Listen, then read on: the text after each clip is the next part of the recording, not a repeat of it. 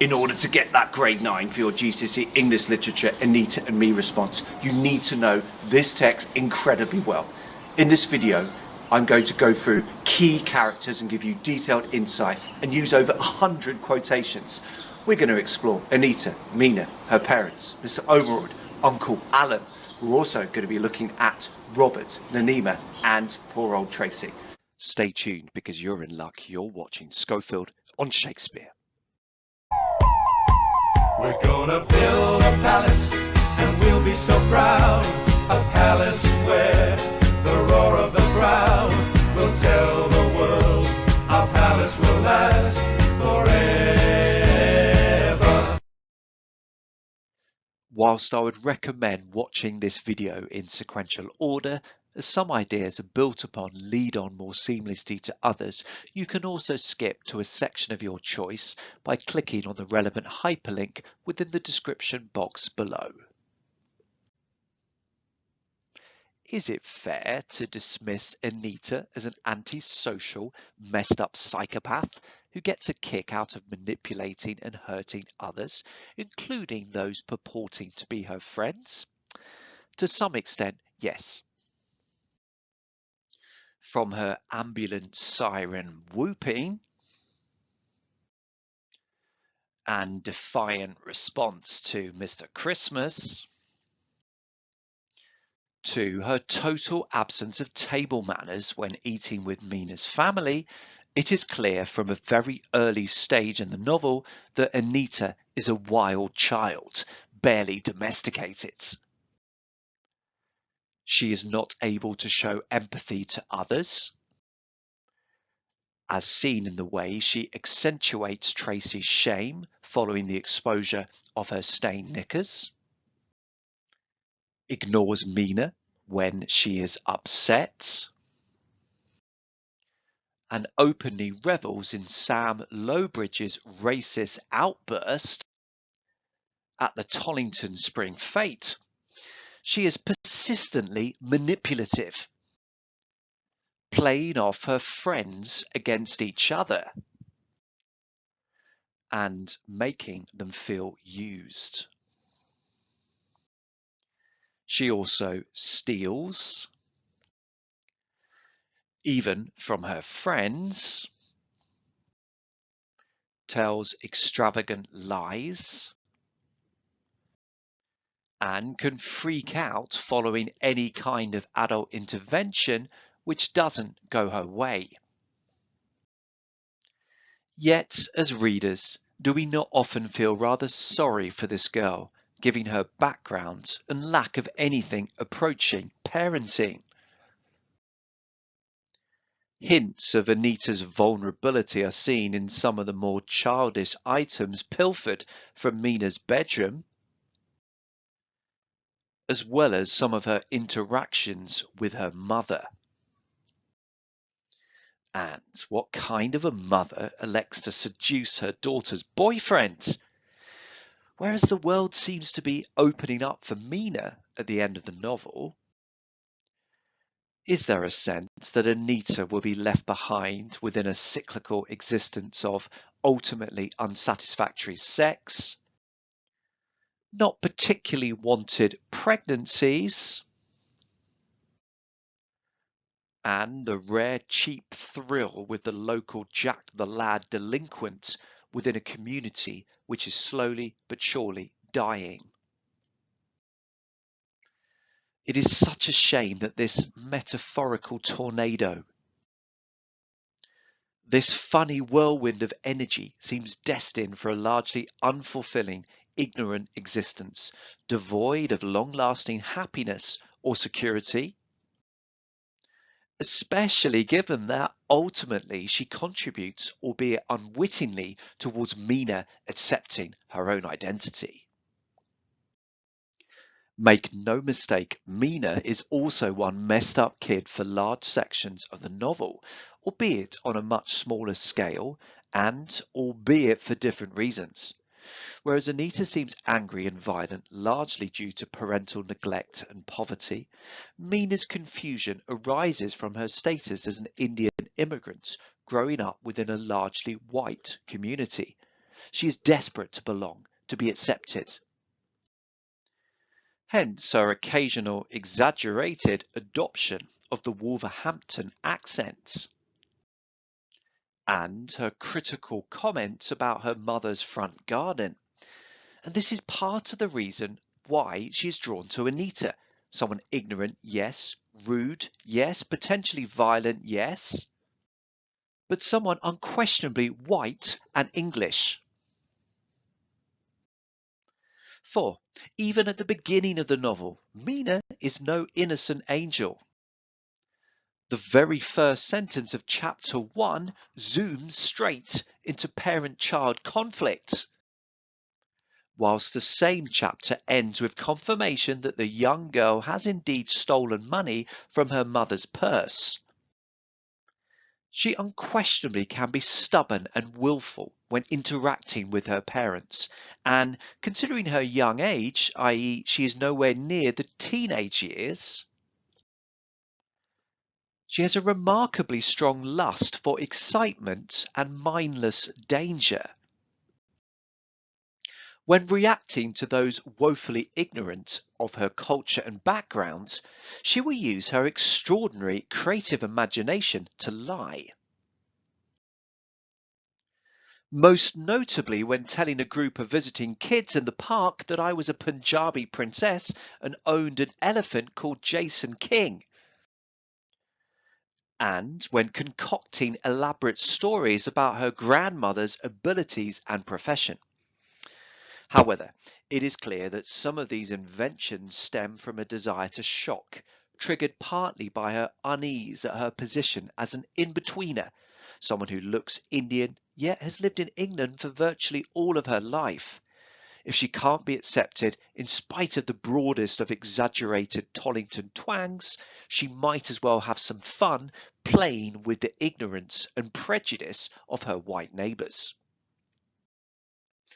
That said, there is no doubt that Meena's early transgressions are on a smaller scale compared to those committed by Anita. And also that she tends to feel remorse that her older friend doesn't seem to, even if she doesn't always express it readily.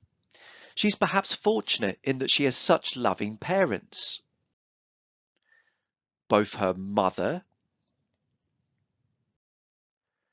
and her father care deeply for her and are able to parent patiently, in spite of occasionally feeling frustrated and baffled by their daughter's behaviour. For having such a loving, close-knit family ultimately makes it possible for Meena to move on from the racism that she encounters from time to time. Even though the family don't tend to talk about it explicitly or attempt to offer solace. In general, Meena is not the direct recipient of racist abuse in the novel. However, she becomes extremely upset and angry when something racist occurs in her presence. Irrespective of the speaker's intention, she feels vulnerable and besieged. Such racism reinforces her insecurities about her identity. Who is she? How does she fit in within her local community as an Asian? And leaves her feeling furious at the implicit idea that a darker skin colour might equate to that person somehow being inferior to someone who is white. For example, in school, she has an idiotic classmate, Peter Bradley, who answered a question about why the black country had that name with the moronic, but because so many darkies live here, miss. Her violent response shows that she feels violated by the so-called joke.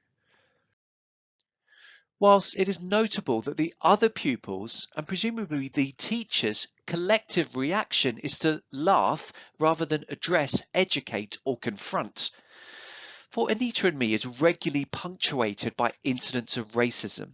And whilst there is no suggestion that every character is racist, it is clear that such views are held by a significant minority of the local community and by inference tolerated by society as a whole.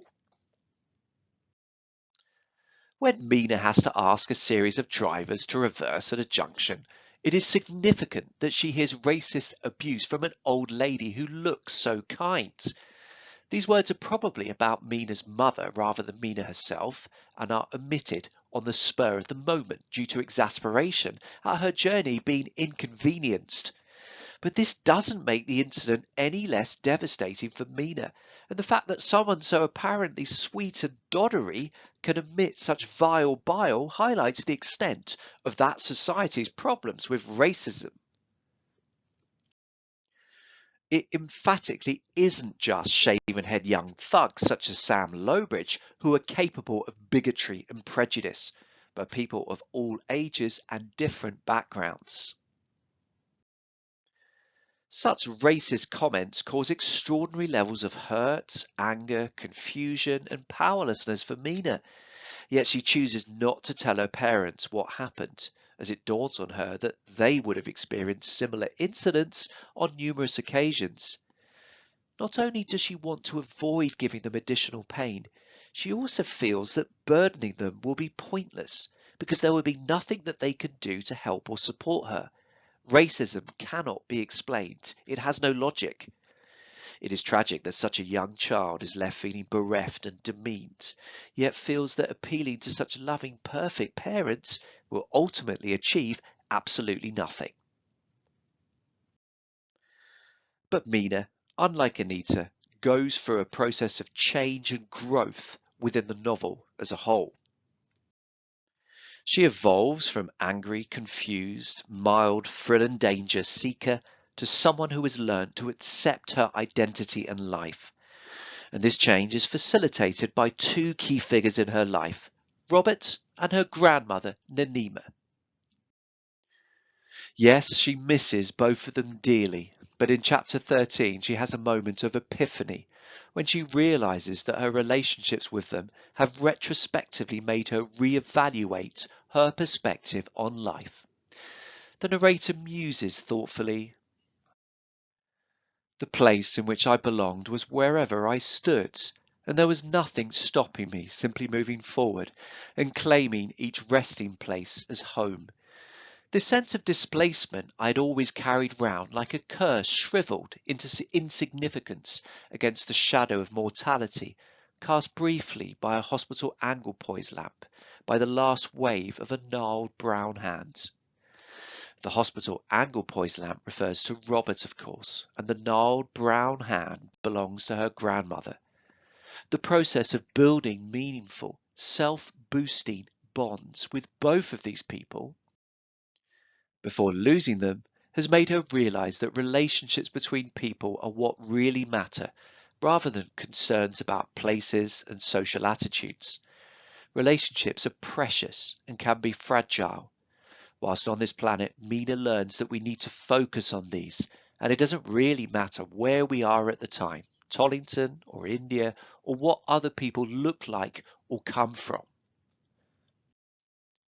Sadly, Anita, starved of love, education, and therefore emotional intelligence, is never able to come to the same realization.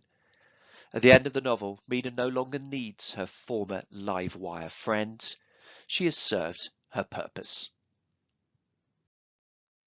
And what of Meena's loving parents? What are they really like?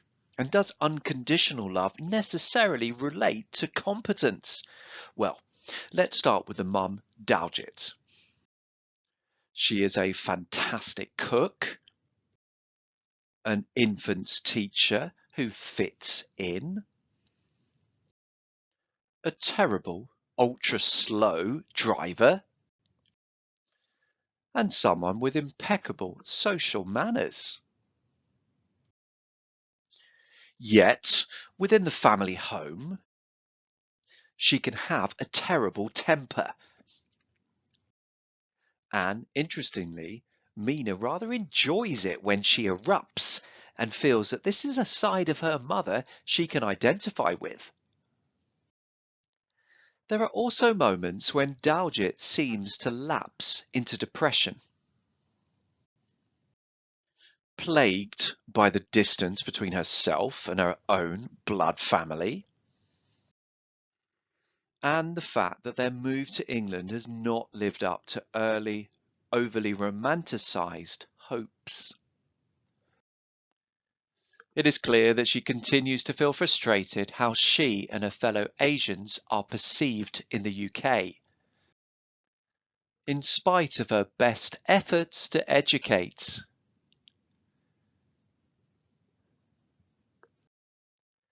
There are times when she struggles to understand her daughter, notably her predilection for telling porkies, and she is conventional and well-meaning in her expectations for her daughter, although some modern readers may view such attitudes as outdated and repressively narrow.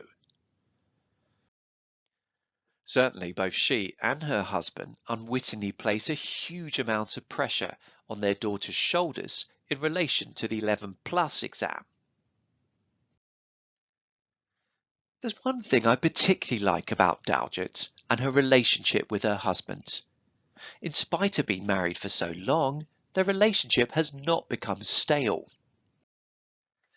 as shown in their continued physical intimacy, fussing, and affection.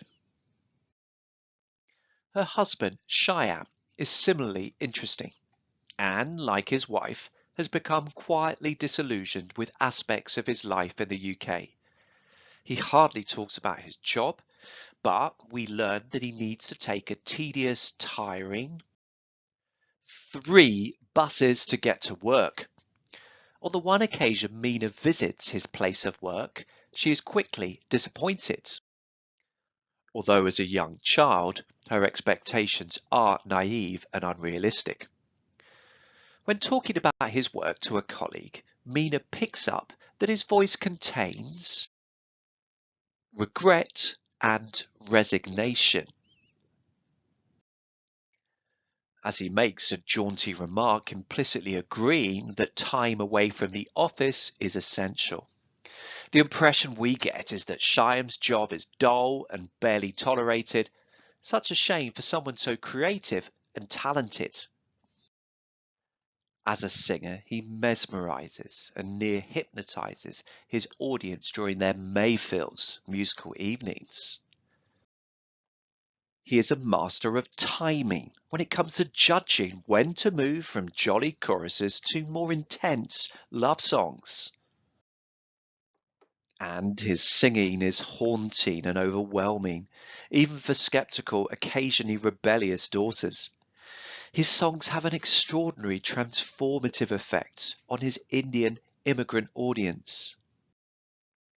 When I looked at my elders in these moments, they were all far, far away. So Shyam's talent is wasted in Tollington. Indeed, back in India, there is even a suggestion that he could have been a film star. Both he and his wife have sacrificed their own dreams and hopes.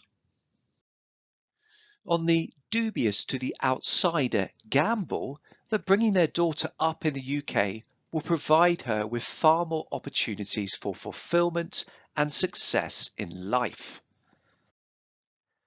As a parent, he is close to Meena, although as the latter gets older, some of his tried and testing parenting techniques become less successful. He is a proud Indian, a proud family man, who has a more exciting past than Meena supposes. However, like any loving, wise parent, he generally prefers not to burden his daughter with past trauma.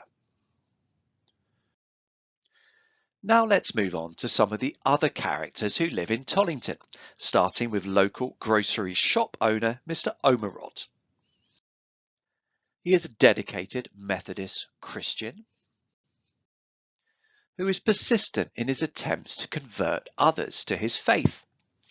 He organises regular collections for the poor children in Africa and is essentially a kind man as shown in the way he decides not to make an enormous fuss following the theft of the collection tin in his shop, and his earnest approach to his customers, including obvious delinquents. However, like the majority of other passive onlookers in Tollington, he is weak and fails to react when one of his church associates endorses Sam Lowbridge's racist outbursts at the spring fete. Although the evidence seems to suggest that he himself didn't say anything, Meena feels furious and let down by his apparent failure to challenge such racist, unchristian attitudes, and is continuing hobnobbing with those who persist in holding such bigoted views. Indeed, his Christianity may be well meant, but there are also hints of colonial superiority in his persistent efforts to convert Meena's Indian family, and his emphatic reference to the fact that the church collection is for people in Africa. The narrator interprets this as an ignorant, all-encompassing grouping of the United Kingdom versus the rest of the world, with the former being the place of enlightenment and civilization, and the latter being in need of pity and charity. Such attitudes contribute to Meena feeling demeaned and an outsider, in spite of the fact that Tollington is the only world she has ever known. There is a sense towards the end of the novel that Mr. Ormerod will be left behind following the slow erosion of community life within Tollington. Mr. Ormerod fails to say or do anything following Sam Lowbridge's racist outburst at the spring fete. Uncle Alan, in contrast, shows moral courage in running towards Sam and his gang and beseeching them to reconsider their approach. Listen, don't do this. Don't turn all this energy the wrong way. Anger is good, but not used this way, please. Sam doesn't take any notice and instead drives his moped right at Uncle Alan, leaving him defeated on the grass. Nonetheless, this albeit unsuccessful intervention stands out. He seems to be a more intelligent, thoughtful Christian than Mr. Ormerod, and his religious perspective is not as colonial or patronising. Not only does he do a great deal of practical good within his community in a non-preachy, good-natured manner, he is also found extremely attractive by the feisty, empowered females of Tollington. Now back to a younger member of the Tollington community, and one possibly even more messed up than Anita, her younger sister, Tracey. I see her as the unhappiest character in the entire novel. Fiercely loyal and strangely protective of her older sister, in a way which irritates the hell out of Anita. Physically, she is desperately thin and awkward, and thus it is no surprise that she devotes herself utterly to her appallingly named, similarly straggly dog. Nor that dog comes to a pathetic end. Tracey comes across very much as a victim, someone yearning for love and attention from her family, which the reader is pretty certain she will never get. She is contrasted repeatedly with Anita, and her inability to effect change within her wretched life is summed up in that moment when she hurls herself at Sam only to miss him completely and fall into hollow ponds. She happens to survive, but there is no sense for the reader that her subsequent life will have a happy ending. Another character in the novel who certainly won't have a happy ending is comparatively posh Robert Oakes. Meena meets him in hospital after breaking her leg. The pair are not able to communicate by conventional means, as Robert is within an isolation unit, presumably due to the dangers of becoming infected. Although his health difficulties are not specified, he is evidently extremely ill. Yet he is extraordinarily courageous and exhibits a great sense of fun during his interactions with Meena. When they finally get to speak to each other for the first and the last time, yes, there is some awkwardness, but there is also confidence-boosting, life-affirming confirmation that the two have developed a special bond against all the odds. The bond between Meena and her Nanima is equally strong, but in a completely different way. Like Robert, she has a great sense of fun, as seen in her relishing the noises made from the farty settee. Her nickname for Meena, and her shameless rapid sweets and chocolate consumption. Her arrival has a transformative effect on the dynamics within Meena's family home. Notably very quickly applying some ancient witchery to finally cut the umbilical cord that was slowly strangling both Sunil and us. Figuratively removing a load from Mama's shoulders, and over a longer period enabling Meena to belatedly embrace her Indian heritage and her own family. She also indirectly guides Meena into thinking about who she should value and particularly who she shouldn't. She can be summed up as the epitome of age, wisdom and experience, all packaged up within a voluminous sari and served up with devilish humour, laughs, burps and farts. Now on to the context. The novel is set in a fictional Midlands village of Tollington in the 1960s and 1970s, and it's important to stress the challenges experienced by immigrants. In Anita and Me, Meena really struggles with the fact that she thinks her family are the only non-whites within the community. She only finds out, of course, about the inhabitants of the big house towards the very end of the novel, and the fact that Harinder P. Singh has chosen to shut himself completely away from the world with his wife is hardly encouraging in terms of what it may imply about attitudes towards Asian people. Not only this, but there appear to be no non-whites within popular culture or magazines.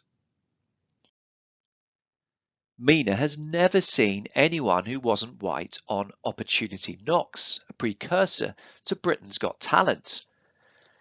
As a younger girl, Meena read Twinkle.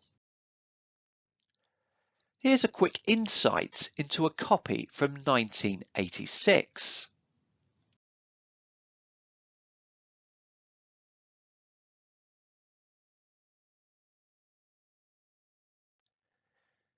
Before moving on to Jackie, as encouraged by Anita. This is the 1990 annual, and so a few decades on from the setting of Anita and Me. But nonetheless, there don't appear to be any pictures of ethnic minorities at all within the 95 pages, giving us an insight into how much of an other, an outsider, Meena feels. The British Nationality Act of 1948 allowed people living in countries within the Commonwealth to move to Britain. And given the enormous upheaval, violence and unrest caused by the partition of India in 1947, about which the novel gives some insight, it is unsurprising that so many Indians decided to emigrate during that period and the subsequent decades, including Sahil's own parents. As recounted during a BBC episode of Who Do You Think You Are? The Sahils, like millions of other partition refugees, were forced to flee from their home. Tek Chand, her grandfather, decided that Lahore in Pakistan was not a safe place for his Hindu family, and he moved them to Delhi while he stayed behind. For the next few months, Tek Chand was trapped in Pakistan and could not find anyone willing to take him across the border. Over in Delhi, his family feared he was dead, yet another victim of partition. Eventually, a Muslim horse and cart driver agreed to make the perilous journey, and Tek Chand made it to India and rejoined his family. Unfortunately, the driver did not make it back to Pakistan. He was found dead, a victim of Hindu youth seeking revenge for the murder of one of their own. Yet, ethnic minorities in the UK experience frequent racist abuse and isolation. Gilly Salvat, who arrived in 1948, gave an interview which can be found within the British Library website. She talked about her early experiences on the streets of London. And like, people were so unused to seeing, black people or whatever in the street. We used to be walking along Oxford Street and people used to stop, right, and just stare at us, stop in their tracks, yeah, and point at us and everything. We've just like really, unusual. You can't imagine it now. And when I went to school, all the kids equally used to take the piss out of me.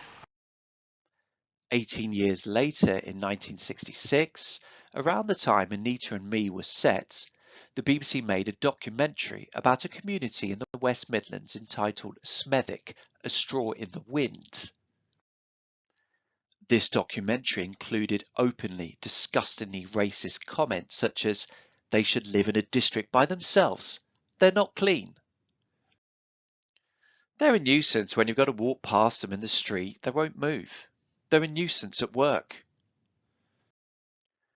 They're content with kite cats and dog food instead of ordinary meat. We certainly get a flavour of these attitudes within Anita and Me. The novel also references Enoch Powell's famous 1968 speech, in which he railed against what he felt was excessive immigration.